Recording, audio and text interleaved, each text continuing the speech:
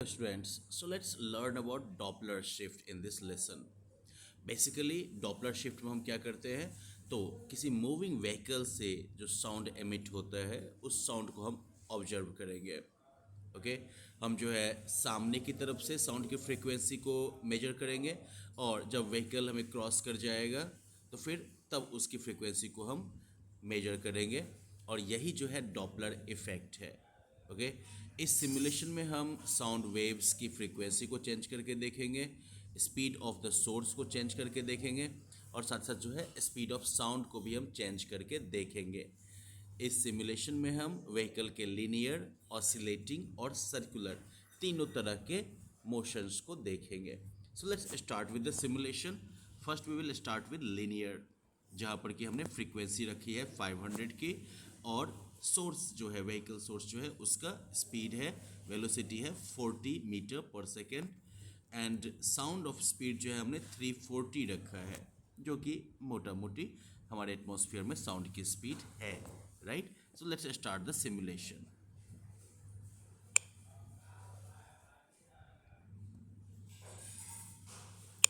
अब देख सकते हैं कि यहाँ पर जो है मैंने फ्रीक्वेंसी जो साउंड की एक्चुअल फ्रीक्वेंसी जो है वो 500 रखी है, लेकिन जब ये गाड़ी इस इंडिविजुअल की तरफ आ रही है तब जो है ये ऑब्जर्व फ्रीक्वेंसी कितनी होती है, 565.5।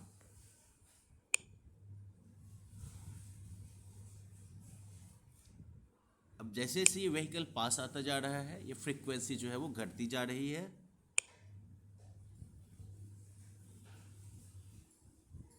Like 500 metre away.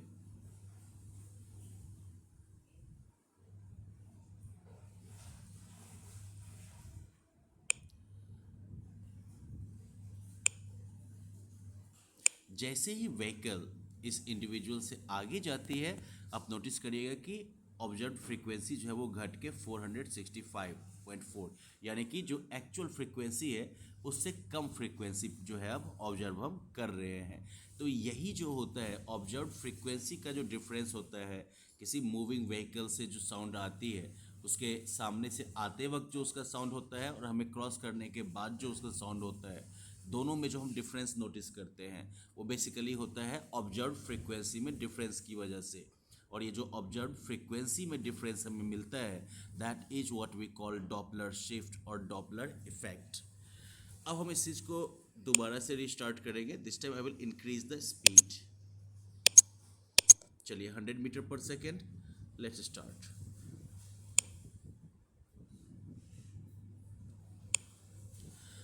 जैसे ही हमने स्पीड को बढ़ाई, अब देखिएगा कि डॉपलर शिफ्ट भी जो है वो ज़्यादा प्रोनाउंस्ड हो गया है या ज़्यादा जो है नोटिसिएबल हो गया है। राइट, अब सामने से आ रहे इस गाड़ी में गाड़ी के साउंड का जो है ऑब्जर्व फ्रीक्वेंसी जो है वो अबव 700 हमें दिख रहा है। जैसे जैसे ये गाड़ी पास आती जाएगी ये फ्रीक्वेंसी जो है वो घटती जाएगी और जैसे ही ये गाड़ी क्रॉस करेगी ये फ्रीक्वेंसी जो है वो एक्चुअल से भी कम हो, देख रहे हैं यहाँ पर फ्रीक्वेंसी जो है वो घटती जा रही है। Now let's restart this. This time I am going to increase the speed even further. I am going to take it to 200, जो कि एक जेट एयरप्लेन के टेक ऑफ वगैरह के टाइम की स्पीड हो सकती है शायद। So let's start the simulation.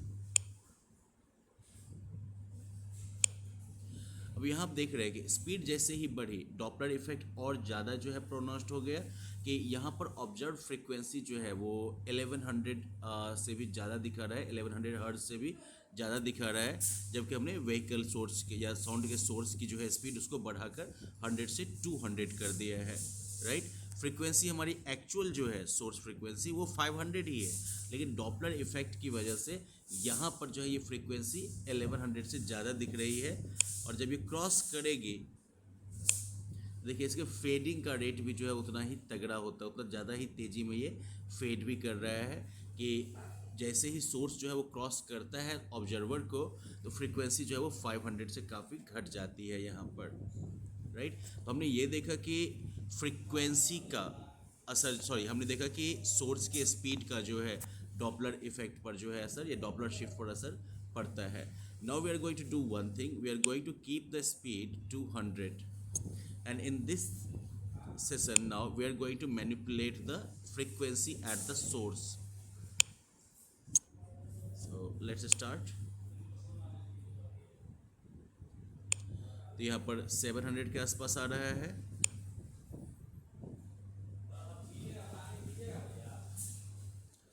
और क्रॉस करने के बाद देखिए ये बिलो 5। अब यहाँ पर ये भी ऑब्जर्व कर सकते हैं कि व्हीकल के सामने की तरफ की जो वेवलेंथ है वो जो है कम है, जबकि पीछे की तरफ ये वेवलेंथ जो है वो बढ़ती जा रही है, राइट। अब हम क्या करते हैं कि इस वाले सिमुलेशन में now we are going to start it, restart it, और हम जो है फ्रीक्वेंसी को चेंज करते जाएंगे।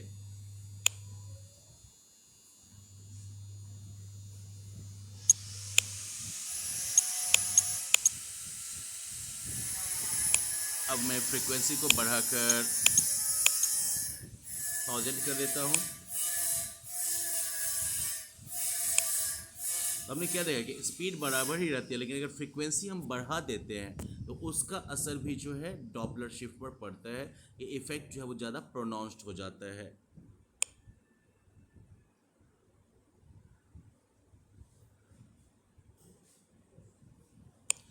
This time we are going to change the speed of sound, और इसमें हमने स्पीड ऑफ साउंड को 500 कर दिया है। ऑफ कोर्स ये नॉर्मली हमारे एटमॉस्फेयर में तो पॉसिबल नहीं होगा, बट लेट्स ट्राई दिस। तो स्पीड ऑफ साउंड बढ़ने का भी हम देखते हैं कि स्पीड ऑफ साउंड अगर बढ़ जाए तो in that case Doppler shift पर क्या असर पड़ता है ये हम यहाँ पर देख सकते हैं।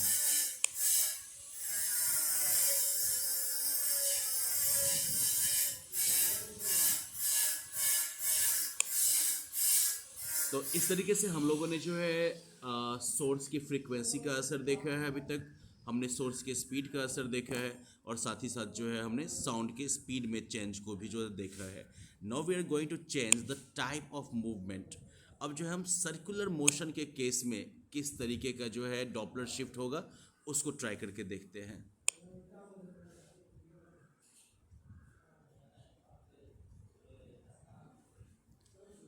तो आप देख सकते हैं यहाँ पर कि वेव लेंथ में जो है काफ़ी इरेगुलर वेव लेंथ चल रही है, और पैटर्न जो बन रहा है उसमें कभी वेव लेंथ जो है वो कम हो रहा है, कभी वेव लेंथ जो है वो बड़ा हो रहा है, राइट, विच मीन्स कि फ्रीक्वेंसी भी जो है वो लगातार चेंज होती जा रही है।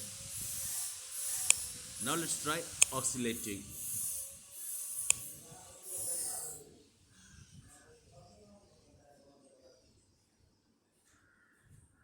या फिर आप नोटिस कर सकते हैं कि वेवलेंथ जो है वो बढ़ रहा है, घट रहा है, यानी कि फ्रीक्वेंसी भी जो है वो बढ़ रही है और घट रही है, राइट। यानी कि ऑब्जर्वर को अलग अलग तरह का साउंड जो है वो सुनाई देगा यहाँ पर।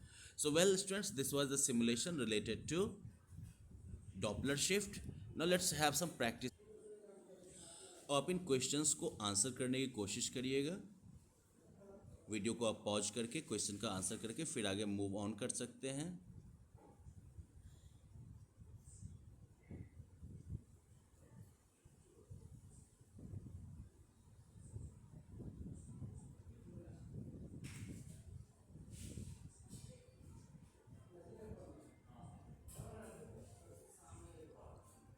अब अगर आपने अपना आंसर कर लिया होगा तो we are going to check the answer now.